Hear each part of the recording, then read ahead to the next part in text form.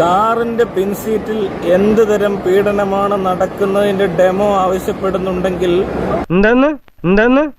ആവശ്യപ്പെടുന്നവനെയോ അവന്റെ വീട്ടിൽ അമ്മയോ പെങ്ങളോ മക്കളോ ആരെങ്കിലും ഉണ്ടെങ്കിൽ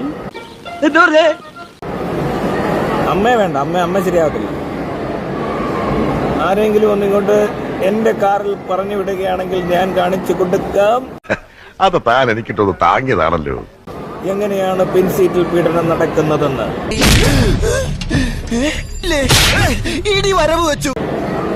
അല്ലാതെ ഇപ്പൊ വേറെ വഴിയൊന്നുമില്ല. ആദർശവാദി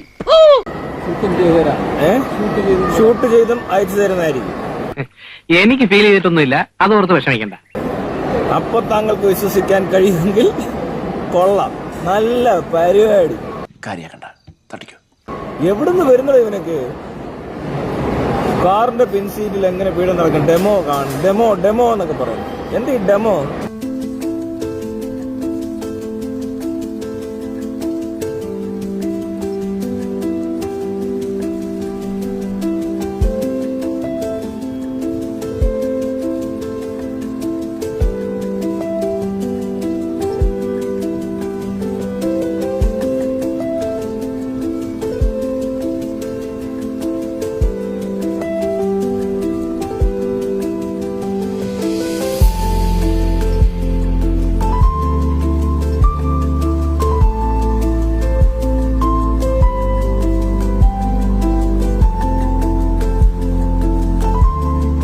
അത് അത്ര സംശയമാണ് മാറ്റം. നമുക്ക് എന്തെങ്കിലും ഒരു കാര്യത്തിന് വ്യക്തത വരുത്താൻ വേണ്ടി ചെറിയ വിട്ടുവീഴ്ചകളൊക്കെ ചെയ്യാം. വിട്ടുവീഴ്ച എന്ന് പറയാൻ പറ്റത്തില്ല, നമ്മൾ അതിനു വേണ്ടി ഒരു അന്വേഷണത്തിന്റെ ഭാഗമായിട്ട് for education purpose only.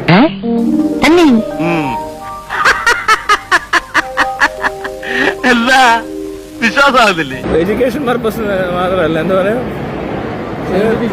Scientific research എന്റെ ഭാഗമായിട്ട് ഭാര്യയോ മക്കളെയോ ഞാൻ സമൂഹത്തിന് വേണ്ടി സമർപ്പിക്കുന്നു.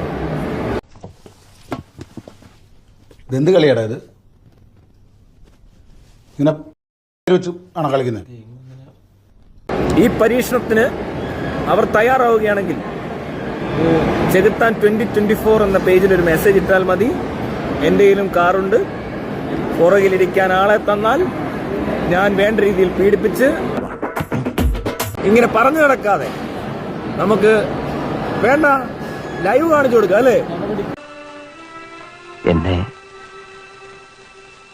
കൊല്ലാതിരിക്കാൻ പറ്റുമോ? ശരിയാ, ലൈവ് ആക്കിയേക്കാം. വീഡിയോ ഒക്കെ എടുക്കുന്ന മെനക്കേടാ, അതിന്റെ ആവശ്യമില്ല. നീയും പോര്, നിന്നെ കാണിച്ചു തരാം. ഇല്ല അല്ലേ?